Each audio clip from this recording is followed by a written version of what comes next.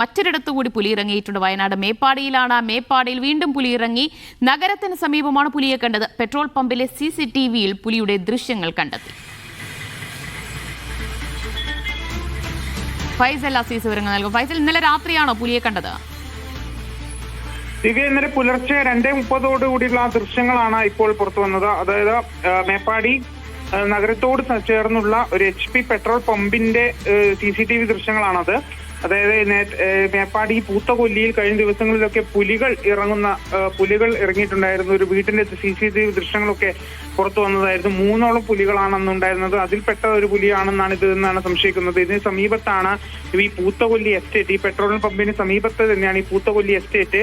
ഈ എസ്റ്റേറ്റിലേക്കാണ് പുലി ഓടി മറിഞ്ഞത് എന്നാണ് നമുക്ക് ലഭ്യമാകുന്ന വിവരം. ഏതായാലും വനം വകുപ്പ് അന്വേഷണം ആരംഭിച്ചു. ശരി, ഫൈസൽ അസീസാണ് വയനാട്ടിൽ നിന്ന് വിവരങ്ങൾ നൽകി.